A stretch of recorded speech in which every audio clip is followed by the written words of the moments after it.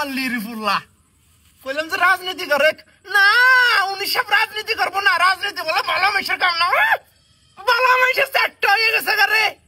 হ্যাঁ, চান্দা তুললি টেহার টেহা, শুনছি মানুষ 1 বছরের মধ্যে 300-400 কোটি টাকার মালিক হয়ে গেছে গা। রাজনীতি করবো না, মুন্ডা করে নাতি দিয়ে জব করে লাই। শালির ফুলা খাইয়া চলে না ভাতে, সোনার আংটি হাতে, লেবারা করে আমার বালিস্টার করবো। ওই শালার বেড়া, তোর মামা খালু আছে, তোর চাকরি হবো। বাপ খায় কামলা দিয়ে উনি ম্যাজিস্ট্রেট মারাইছে। ম্যাজিস্ট্রেট হওয়া অত সহজ না, মুখের কথা না। তুই রাজনীতি করবি না, যা মাইনে নিলাম, কারণ সবার দ্বারা তো সবকিছু সম্ভব না।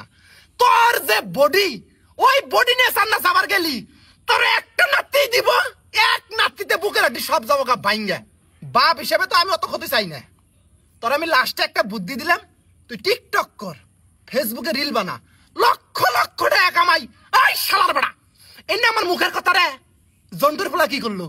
হ্যাঁ, জন্টুর পোলা কি করলো? লক্ষ লক্ষ টাকা কামাই করতেছে। জন্টুর কি আছিল? আর এখন কি হয়েছে? হ্যাঁ, হাই রে হাই, জন্টু ভাত পায় নাই। এই জন্টু পোলাও খায়, ওর পোলা আমার সামনে দিয়ে ভ্রুম ভ্রুম ভ্রুম করে গাড়ি নিয়ে যায়। আমার আত্মাটা ফাইটা যায় রে বাবা। শালার বেড়া এনে দেহস না তুই। আবার উনি কোন সেরা বলে 3 মাসে 44 লক্ষ টাকা কামাই করছে এই ফেসবুক টিকটক কইরা। এনে দেইকা কি তার হুঁশ হয় না? এনে বাদ দিয়ে অতি পড়ালেখা করবো, ম্যাজিস্ট্রেট হব, সুট বুট পরবো, চাকরি করব, কলম খুঁজাবো।